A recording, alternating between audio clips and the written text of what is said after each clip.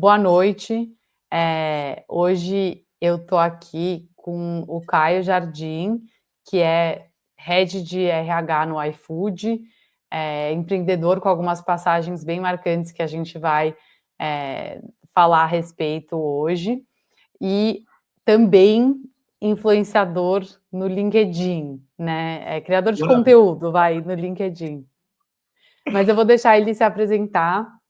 O nosso convidado de hoje, a gente vai conversar sobre gestão de pessoas, liderança, empreendedorismo, enfim, vários assuntos pertinentes para quem, que nem a gente, trabalha no universo do RH. Então, vou deixar o Caio se apresentar, porque, né, ninguém melhor para falar da sua própria trajetória. Não, legal, super obrigado pelo convite. Estou lisonjeado de poder conversar um pouquinho com vocês aqui. Sou um grande fã da Safe Space. Conheci desde quando estava começando, lá pequenininho. A Gi é super, super amiga da minha esposa, então acabei vendo um pouco dessa trajetória toda. Super feliz de estar aqui. Pensando em trajetória, eu me considero um intruso no RH. Eu começo a minha vida profissional, tem um pedacinho no começo ali, antes mesmo de ter 18 anos que eu já trabalhava, mas não vem ao caso entrar muito no detalhe, mas logo posterior a isso eu começo empreendendo. Então, o meu primeiro movimento de carreira foi abrir uma empresa. Desejo, ambição, querer fazer um negócio grande desde pequeno, né? Desde o início da carreira, e que eu acho que foi um grande case legal, assim, porque acho que tem um número dado, provavelmente não está correto, mas era algo em torno na casa de 85% das empresas no Brasil, elas falham ao longo dos primeiros 3 anos. E a empresa que a gente abriu lá atrás, em 2012, se eu não me engano, ainda está aberta hoje. Então, por mais que eu não tenha feito um grande case dele, eu acho que já é um grande case estar dentro desses 15% que não chegaram ao momento de ser fechado ou a uma falência, né? E, naturalmente, por estar envolvido nesse mundo de empreendedorismo, queria aprender muito mais e me tornar um possível empreendedor melhor. Passo pela Endeavor, que foi minha grande escola, onde eu aprendi muito sobre negócios. E ali, acho que até pagaria para trabalhar se eu soubesse o quanto que eu aprendi na época. E faço depois transições graduais até chegar aqui na RH. Passo pela área de inovação, depois assumo acho que uma responsabilidade maior dentro de marketing e growth, dentro já da ZUP, que foi o lugar onde eu fiz a minha transição de carreira. E aí vem um certo momento em que a empresa precisa crescer numa velocidade bastante acelerada para os padrões de mercado, né? A gente tinha na época em torno de uns 700, 800 funcionários e precisava crescer pelo menos 1.200 novas posições no período de um ano. E como eu cuidava de marketing e growth, naturalmente uma das opções que a gente levantou na época foi a de assumir a responsabilidade. Tem muitos percalços nessa história, mas ficaria muito longo aqui, que na prática, em um certo momento, eu disse que eu iria ajudar a estruturar essa área de people, mais especificamente em recrutamento. Fui atrás de pessoas no mercado, acabamos que a gente não encontrou com o perfil que a gente gostaria, que era um híbrido entre negócios e people, e que a gente pudesse pagar. Startup às vezes tem uma dificuldade ali de caixa em um certo momento, né? Os salários não são os maiores de todos.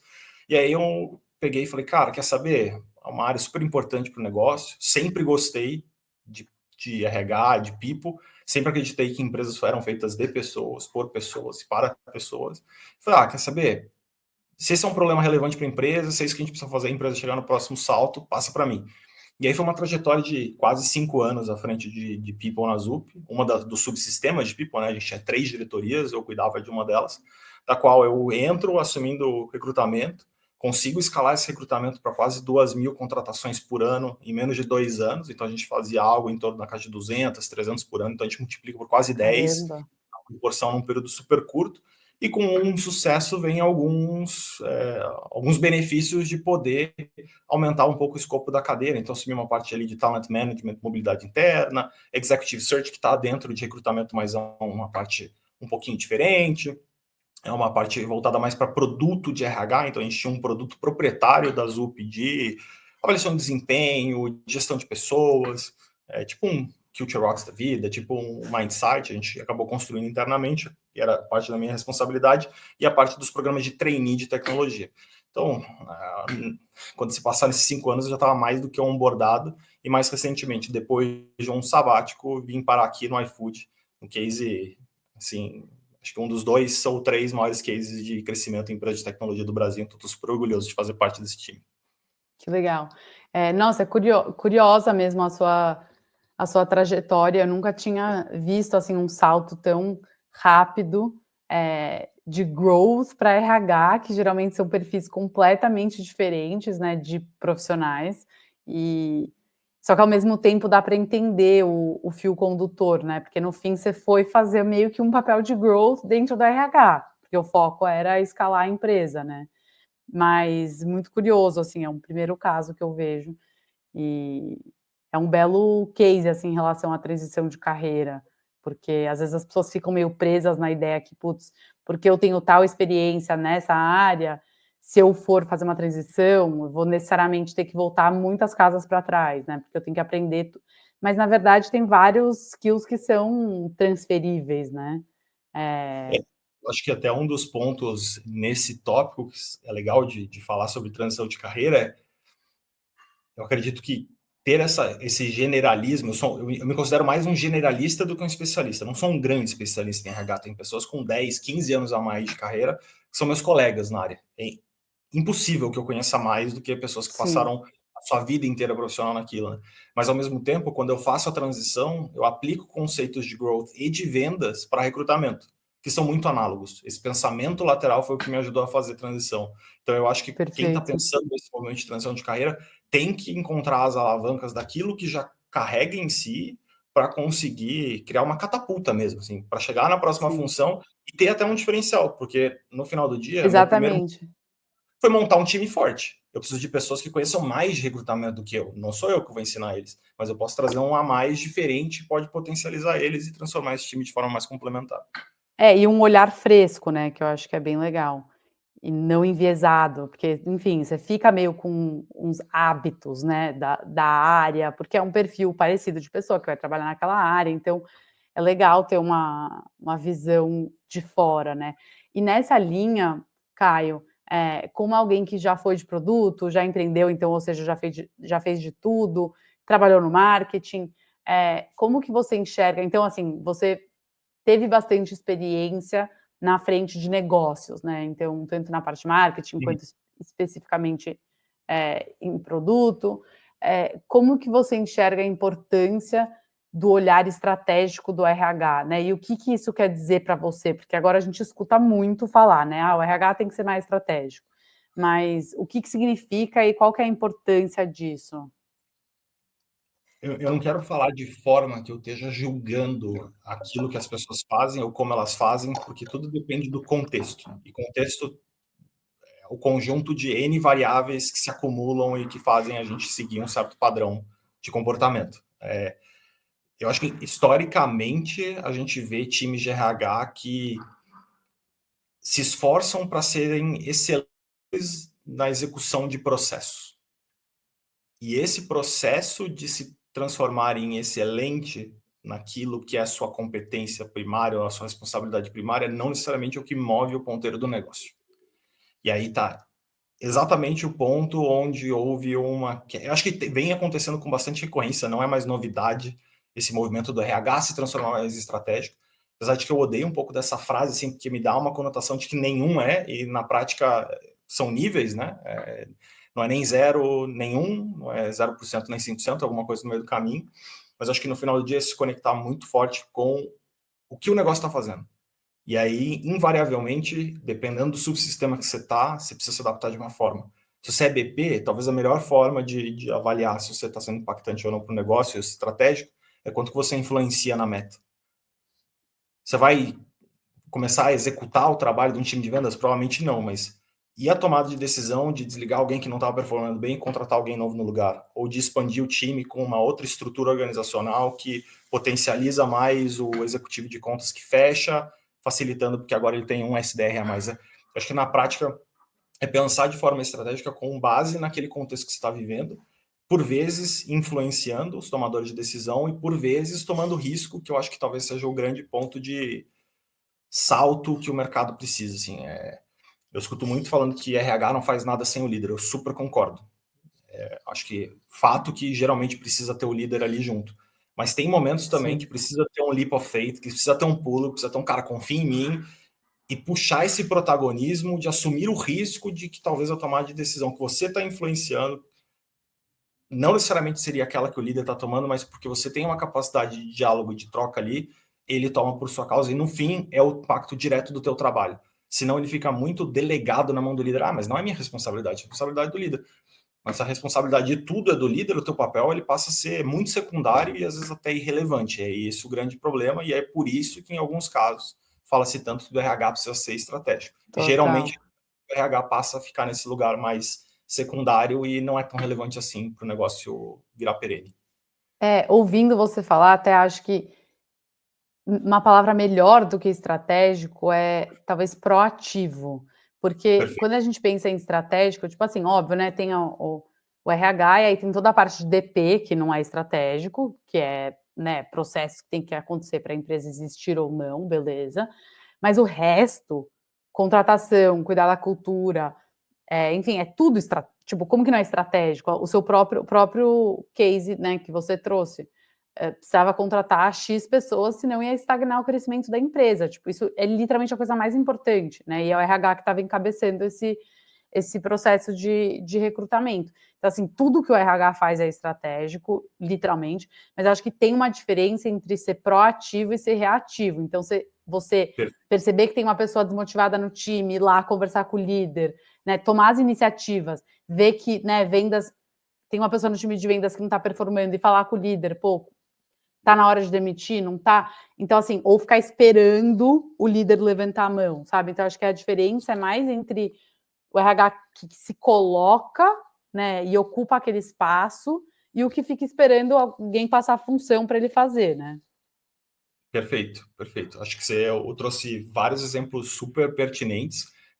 Fazer só um comentário, assim, acho que quando a gente fala, por exemplo, o DP, né, o departamento pessoal, é uma área que tem que ter 99,9% de eficácia. Esse é o tipo de área que precisa ser muito excelente em processos para garantir que passa a ser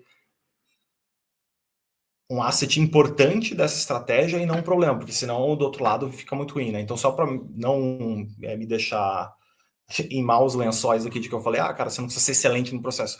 Existem casos e casos e por isso depende do contexto. E Claro. aí, acho que entrando em um detalhe ou outro de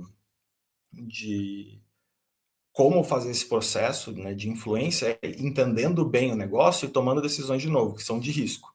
E aí eu acho que, por exemplo, o caso ali de crescimento acelerado não era nem só uma questão de estagnação, acho que era uma questão é uma oportunidade única. A gente tinha acabado de ser adquirido pelo Itaú, o Itaú estava com um apetite enorme para crescer numa empresa de serviço, como o caso da Zup, onde a gente construiu esse case.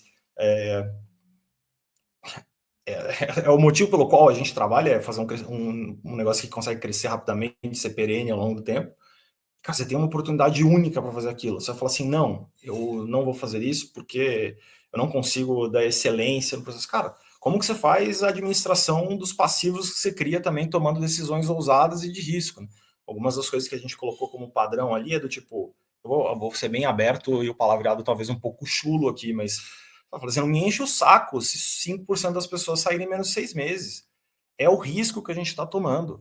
Se for Sim. mais que isso, a gente vai fazer um trabalho de adaptação.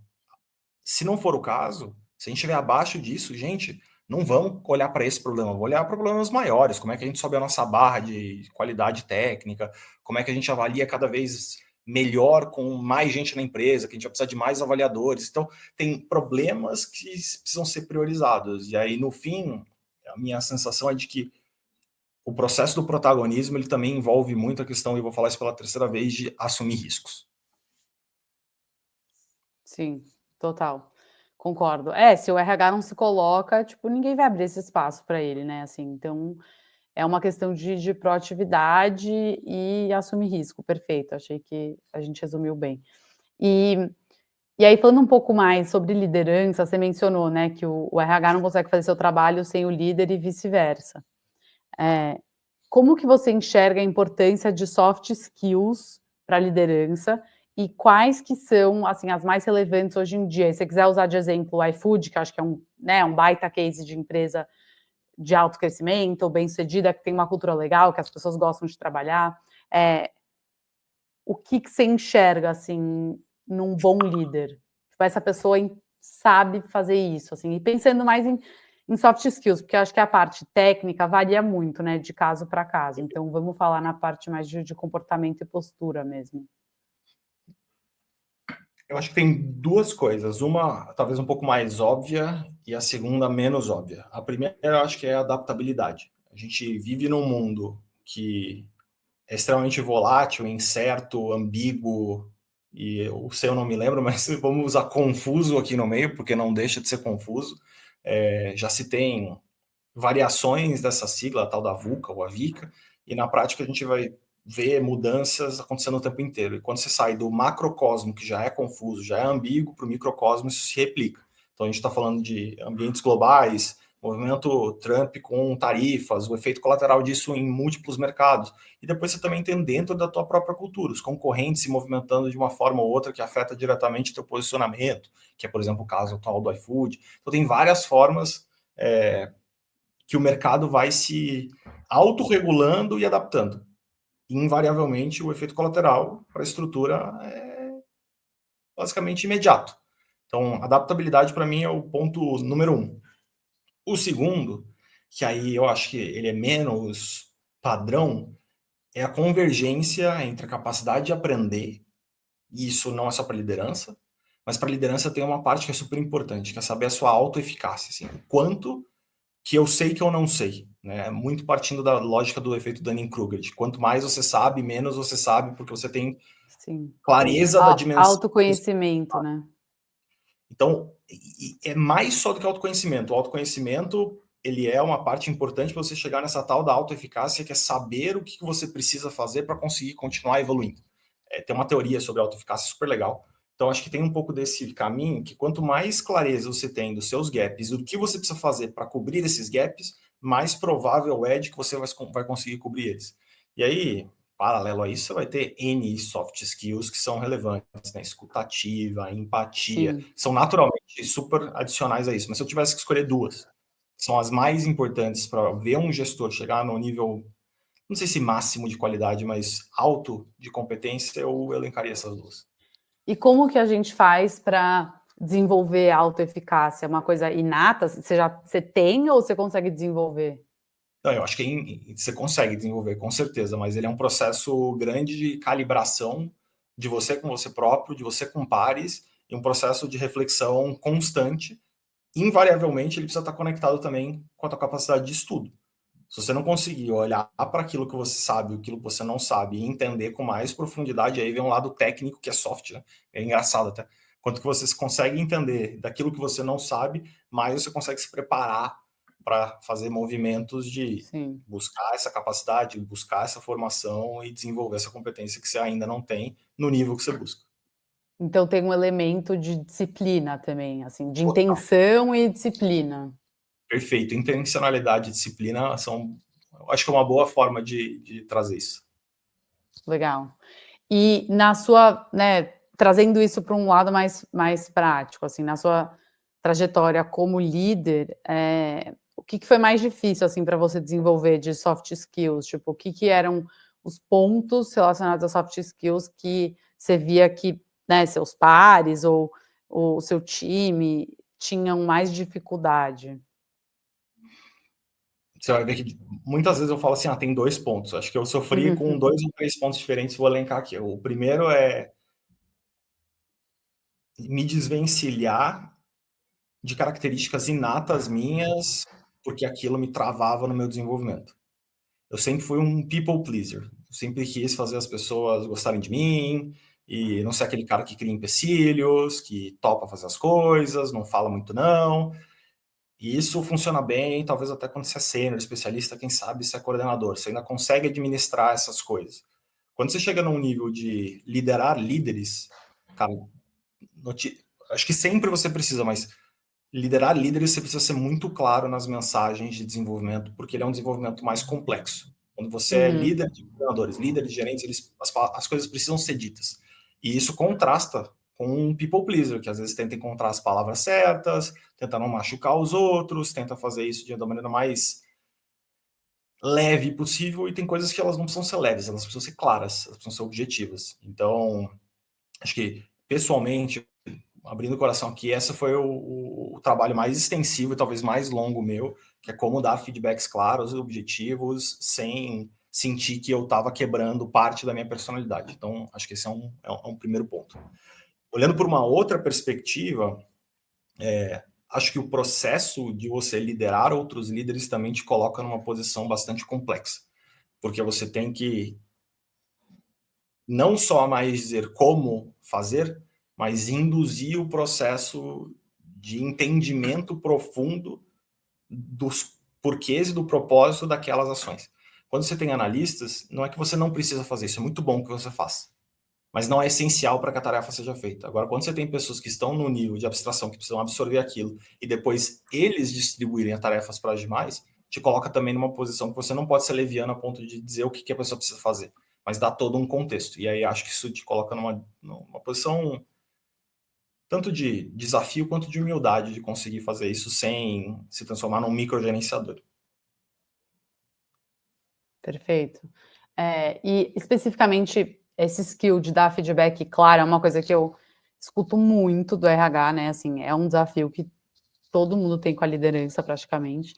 Como que você fez para desenvolver esse skill, assim, com exercício, com coaching? Tipo, qual foi o caminho, assim, o ferramental? Muita porrada, nossa, errar muito, muito. Acho que eu demorei muito tempo fazendo feedbacks. Eu vou falar isso, espero não ser entendido com arrogância. Eu acho que eu nunca fui péssimo em dar feedback, mas eu sempre deixei eles mais leves do que eles precisariam ser em vários momentos até conseguir fazer essa virada de chave. Então, esse processo foi um processo de tentativa e erro muito longo, de muitos feedbacks serem mais leves e talvez até mais levianos do que precisavam ser, até conseguir chegar num tom que eu me sentia confortável. Em paralelo, coaching. Eu tive um coach que, cara, me ajudou muito nisso. Mas vai de novo na questão da autoeficácia, né? Eu sabia qual era o meu problema, sabia o que eu precisava trabalhar e tentei fazer o máximo para conseguir me desenvolver nisso. Invariavelmente, alguns estudos, né? Buscar um pouco de informação, mas eu diria que 70% foi na prática, 20% foi o coach, talvez uns 10% estudo teórico sobre o assunto. Boa. Então, realmente, uma combinação de várias coisas, né. É isso, sem disciplina não dá para evoluir, assim, você precisa realmente querer e correr atrás. Boa. E agora mudando um pouco de assunto, queria falar um pouco de tendência, futuro de trabalho, mudanças, assim, no papel do RH. Como que você enxerga que, né, a gente está num momento de muita mudança, então teve todo esse shift para o trabalho mais remoto, né, assim, mais flexibilidade no trabalho, modelos híbridos e tal, tecnologia nova, então agora a inteligência artificial. Como que você está vendo essas mudanças impactarem o papel do RH? Me fala um pouco sobre isso. Quando a gente pensa, por exemplo, no movimento de remoto, híbrido ou presencial, tem um efeito colateral bem significativo no que diz respeito a recrutamento e até diria que retenção, né? A gente tem um movimento que as novas gerações, e eu falo isso sem poder nenhum de fala, não tenho muito contato com geração Z que não seja dentro do próprio ambiente de trabalho, não tenho familiares que estão na fase de geração Z, etc. Então, tem uma distância, talvez um pouco mais da percepção média do mundo do que de fato a realidade, mas me parece que é um grupo que prioriza a qualidade de vida e prioriza a si próprio mais do que os anteriores quando diz respeito ao trabalho. Nas brincadeiras que você consegue ver em Instagram, até um fala pro outro que CLT, a pessoa é CLT como se fosse algo ruim, né? Eu vi isso pelo menos um dia ou outro, alguma coisa assim no Instagram. Então, acho que o grande ponto desse movimento é que vai existir uma forçação de barra de uma nova geração para que os modelos que a gente viveu até hoje, que supostamente são agressivos, talvez seja a palavra, ou impositivos, passem a ser um pouco mais baseados nas demandas que essa nova geração busca.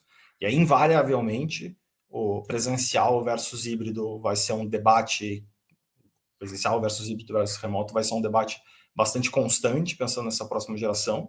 A flexibilidade dentro do ambiente de trabalho vai ser muito grande, e a relação com o trabalho não ser uma relação tão visceral quanto a geração nossa e a geração anterior acabou tendo vivido. Tem uma relação um pouco mais de troca, um pouco menos de dedicação total, quase passional que a gente tinha. Então, eu confesso Sim, para você que eu estou bem ansioso, entre aspas, por essas novas fases, porque acho que eles vão ditar um formato de trabalho um pouco diferente com o qual a gente viu, e que talvez esses movimentos que a gente venha vendo de híbrido, das pessoas eventualmente serem cada vez mais PJ, não por desejo da empresa, mas por desejo próprio, se transformem numa economia um pouco mais de geek, sim, não necessariamente do trabalho full-time, 8 horas por dia. Mas confesso para você que ainda sim. é o próximo passo dessa novela aí. Não, eu vejo também esse movimento e eu vejo, assim, que tem uma diferença entre a forma que a geração Z enxerga trabalho, que é bem, assim, um contraste bem grande com nós millennials, né, que é enxergar trabalho como trabalho e só, né. Teve uma coisa da nossa geração de querer que o trabalho fosse, assim, impacto do trabalho, e aí falar muito sobre propósito. E isso até, assim, a geração Z, que é mais colada na nossa geração, veio com força também, Uhum. responsabilidade social das empresas e tudo mais. Agora parece que os mais novos, eles estão tipo uma visão muito pessimista sobre né, para onde a gente está indo como mundo, e aí eu entendo, né? E um pouco assim, não importa tanto, eu vou fazer o mínimo que eu preciso para sobreviver, e é isso. É, e aí a gente caiu num lugar onde até que ponto por exemplo, o propósito de uma empresa, o que a empresa faz, a missão, é suficiente para motivar aquela pessoa, né? Porque eu vejo, por exemplo, na Safe Space, a gente tem um propósito super claro, de fato, o nosso produto, né, tem um impacto positivo na sociedade. E isso sempre foi um diferencial para a gente na contratação. Né? Obviamente, a gente tem um papel como líder de motivar as pessoas no dia a dia com N e outras coisas, mas o fato que a empresa já faz uma coisa que está conectado com os valores das pessoas que estão trabalhando na empresa, ajuda, né? E aí eu penso, será que isso vai ser menos um diferencial quando, né, essas novas gerações chegarem no mercado de trabalho? Tipo, isso é menos relevante para elas? O que que você acha sobre isso, assim? Como que é no iFood essa questão do propósito, né, as pessoas de fato se conectarem com o trabalho para além de eu preciso trabalhar e pronto? Eu acho que eu vou dar uma resposta meio isentão, assim, mas. E não é porque eu não quero me posicionar, mas é porque eu realmente acredito que tem uma questão de persona envolvida, né? Acho que tem uma vibe do you either learn, earn or give back, assim, e acho que cada pessoa tem um pouco do seu drive pessoal que motiva isso, vem muito do que a pessoa busca ou do que precisa naquele momento, né? Eu mesmo já me vi nos 3 cenários, no earn, learn e no give back. Eu comecei a minha carreira depois de empreender, né, um movimento depois que eu saí da startup, eu fui para uma ONG. Era uma vibe learn e give back juntas, né? Ali o propósito era muito, muito vivo. Mas aí depois eu fui trabalhar na Itália. Era total learn. Queria aprender italiano, queria viver uma outra cultura. Depois eu volto para uma outra companhia de que o propósito não tinha tanto de give back e na prática eu via muito mais como um earn, de longo prazo, mas um earn. E agora eu estou no meio dos três. Eu acho que o iFood tem um baita potencial de quebrar um paradigma no Brasil, que, cara, empreender no Brasil é muito difícil. A gente não é uma sociedade que foi moldada para trazer a oportunidade de inovação e muito mais para manter o status quo das grandes elites políticas, econômicas, etc. Então, quando você está num lugar que, por si só, já quebrou um paradigma e tem o potencial de quebrar ainda mais, de talvez junto ali do Nubank, fazer o segundo grande case recente de internacionalização, de globalização, não é necessariamente o foco principal no momento, mas a gente sabe que isso tem potencial, putz, isso dá um brilho no olho enorme, assim, e tenho certeza que tem muita gente que vê isso também, mas ele não é aquele propósito que às vezes as pessoas entendem que talvez seja mais conectado com o que uma ONG faz, o impacto direto que ela dá na Sim, sociedade, é um impacto indireto, mas que para mim faz muito sentido. Então, desculpa, uma resposta super isentona, mas depende muito acho que do indivíduo, e eu não sei se eu vejo uma mudança muito grande das próximas gerações nisso, não. Eu acho que talvez tenha um pouco mais de expectativa em cima do earn. Sim, para mim não vale nem learn se eu não earn. Talvez a nossa Uhum. geração, eles tinham a vibe do tipo, tá bom, se eu aprender já é um bom Sim, ganho. Talvez um sim. pouco mais. Talvez seria o meu chute.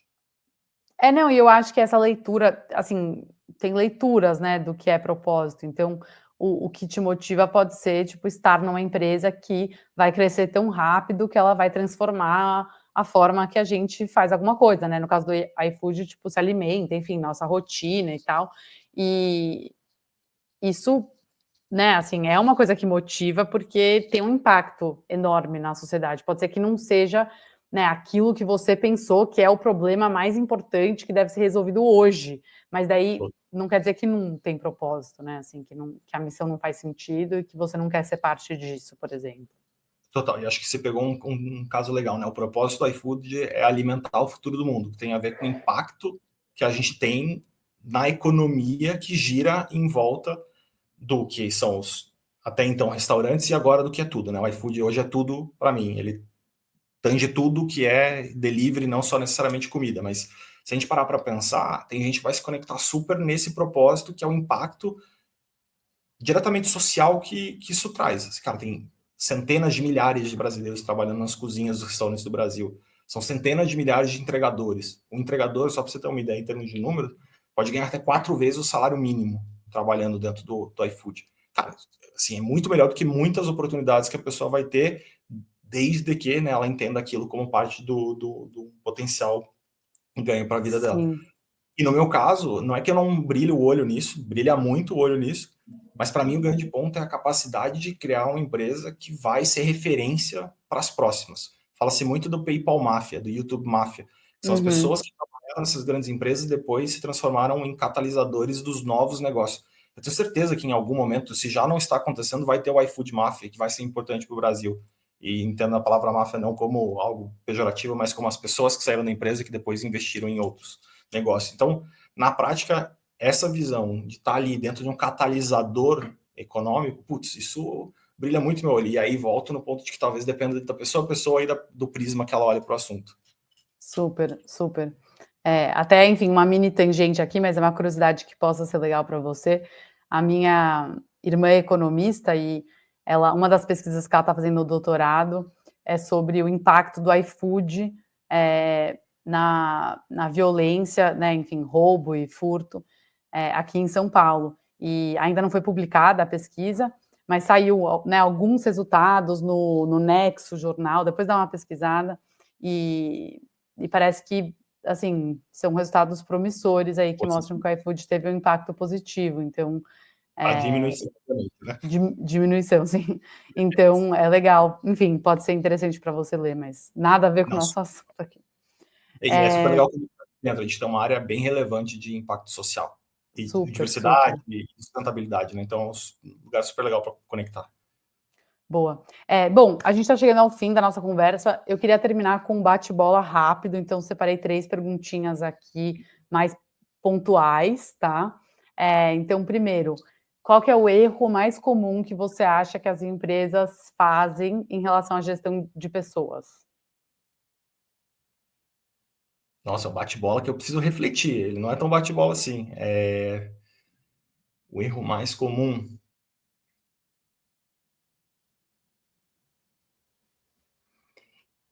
Erro besta, tá? Deixar o one-to-one como algo secundário ou não tão importante. Boa. Se fizer o one-to-one bem feito, você não precisaria, supostamente, nem de grandes avaliações de desempenho. Você já resolveria 90% do o que a pessoa quer saber, né? Que é como ela está indo e o que ela precisa fazer para melhorar e como que você toma decisões de evolução, méritos, promoções e assim por diante. Boa. Mas tem que planejar, documentar, né, fazer direito, enfim. Perfeito. Fazer um one-to-one direito. Exato. E um conselho que você daria para profissionais de RH que querem ter mais impacto na empresa que trabalham? Dois, tá? Não só um conselho, 2, tá dois. bom. Estuda muito. Não estuda só gestão de pessoas, vai estudar o negócio, vai estudar como é que funciona a área que você atende, vai estudar o marketing, vai estudar como vende, vai estudar como tecnologia funciona, por mais que você não entenda código. se aprofunda nisso e se conecta com o negócio, que é o segundo ponto. Com certeza Boa. absoluta, o impacto vai multiplicar por muito. Ótimo. E para líderes que querem construir equipes de alta performance, motivar, enfim, outro conselho ou o mesmo conselho? Investir tempo no time é investimento, não é gasto, não é custo. Porque muitas vezes o líder acha que, putz, é mais one-to-one, é mais feedback, eu tenho coisa mais importante. Cara, invista tempo no seu time. Você vai catalisar muito mais potencial de resultado com aquelas pessoas no caminho certo, na velocidade certa, do que você, indivíduo, sozinho, fazendo aquilo que você acha que você é muito bom. Você consegue multiplicar essa tua capacidade. Boa, ótimo. Então é isso, Caio, o nosso tempo chegou ao fim, queria te agradecer super pela participação, espero que você tenha gostado da nossa conversa, eu tenho certeza que quem está ouvindo vai se inspirar com a sua trajetória, e sigam o Caio no LinkedIn, né, ele posta provocações bem interessantes sobre gestão de pessoas e RH lá, quase que diariamente, né, e queria deixar um convite também para quem está ouvindo e ainda não é parte da Safe Comunidade, a gente tem um espaço, né, só para líderes de RH e compliance trocarem boas práticas, recursos, e tem também alguns materiais da Safe Space gratuitos, então curso, enfim, bem legais para vocês acessarem, então se você ainda não é parte, entre na Safe Comunidade, e é isso, eu queria deixar um espaço para você agradecer, Caio, também, fique à vontade. Não, super agradeço. Como eu falei no início, é um prazerzão estar aqui com vocês nesse Space, que eu acompanho já a trajetória, sou super, super fã. E é isso. Se fizer sentido, deem feedback sobre os conteúdos no LinkedIn, para quem for seguir, quem já está seguindo, super válido. Adoro ouvir o que o pessoal está achando, o que o pessoal acha que pode melhorar. E, de novo, agradeço pelo espaço, pelo tempo. Achei o papo super valioso. Muito obrigado. Boa, obrigada.